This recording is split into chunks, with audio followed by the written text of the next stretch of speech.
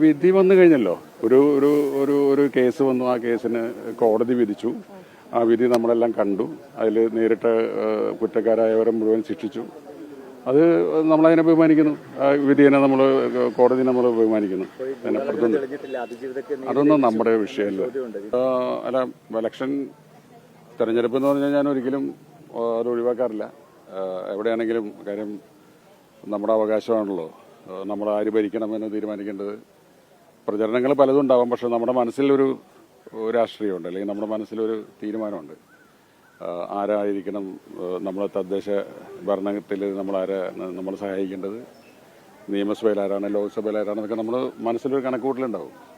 അപ്പോൾ അത് ശരിക്കും പറഞ്ഞാൽ ഈ പ്രചാരണങ്ങൾക്കൊക്കെ അപ്പുറത്താണ്. എനിക്ക് തോന്നുന്നു മലയാളിക്ക് എല്ലാവർക്കും അവരവരുടെ ഉള്ളിൽ ഒരു ചിന്തയുണ്ടാവും, ആരാണ് ഇത്തെരഞ്ഞെടുപ്പിൽ ജയിക്കേണ്ടത്, ആരാണ് വരേണ്ടത് എന്നുള്ളത്. അപ്പോൾ അത്തരമൊരു തീരുമാനമുള്ളതുകൊണ്ട് ഞാനൊരിക്കലും ഈ അവകാശം നഷ്ടപ്പെടുത്താറില്ല. അതാണ് പ്രധാനമായിട്ടുള്ള. ബാക്കിയൊന്നും സന്തോഷം. ബാക്കി വേറെ പ്രത്യേകിച്ച് നമ്മൾ വന്നു എന്നുള്ളത് തന്നെയാണ്. അന്തിക്കാട് ഞാൻ പഠിച്ച സ്കൂളാണിത്. എൻ്റെ മക്കൾ പഠിച്ച സ്കൂളാണ്, എൻ്റെ ഭാര്യ പഠിച്ച സ്കൂളാണ്. അപ്പോൾ ശരിക്കും പറഞ്ഞാൽ ഈ ഗവൺമെൻറ് LP സ്കൂളിനോട് നമുക്കൊരു പ്രത്യേക സ്നേഹമുണ്ട്.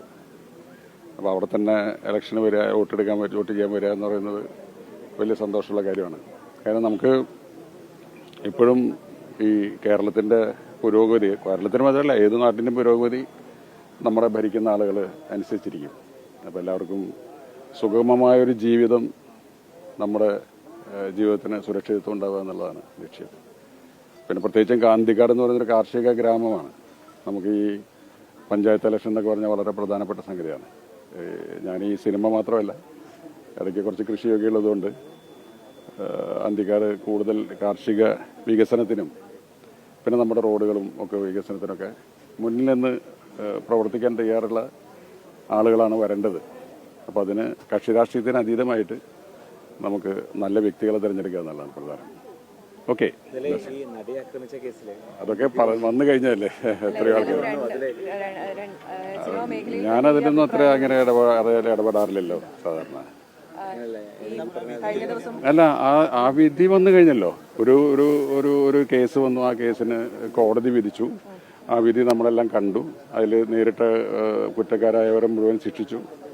അത് നമ്മളതിനെ ബഹുമാനിക്കുന്നു. ആ വിധിയെ കോടതി നമ്മൾ ബഹുമാനിക്കുന്നു. അതൊന്നും നമ്മുടെ വിഷയമല്ല. അല്ല, നമുക്കിനിയും നീതി ലഭിച്ചു എന്നിപ്പോൾ ഞാൻ ശരിക്കും പറഞ്ഞാൽ കോടതിയിൽ വിശ്വസിക്കുന്ന ഒരാളാണ്. കാരണം ഒരുപാട് തെളിവുകളും സാക്ഷികളും അല്ലെങ്കിൽ രേഖകളൊക്കെ പരിശോധിച്ചിട്ടാണ് കോടതി ഒരു വിധി പറഞ്ഞിട്ടുള്ളത്.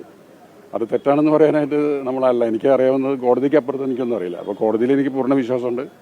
ഇനി അതിന് എതിരഭിപ്രായമുള്ളവർക്ക് മേൽക്കോടതികളിലേക്ക് പോകാമല്ലോ. അങ്ങനെയാണ്.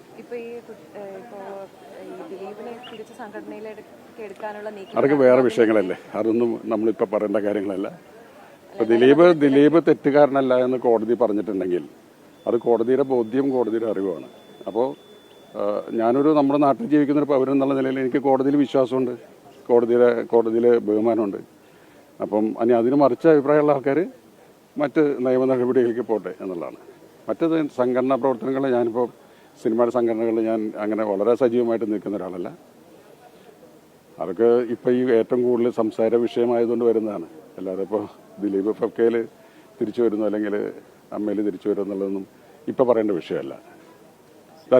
ലോകത്തെവിടെയായാലും ഏത് സമയത്തും 24 വാർത്തകളും ഓഗ്മെന്റഡ് റിയാലിറ്റി പാക്കേജുകളും എക്സ്പ്ലെയിനറുകളും വിശദമായി കാണാൻ ഞങ്ങളുടെ YouTube ചാനൽ നിങ്ങൾക്ക് സബ്സ്ക്രൈബ് ചെയ്യാം.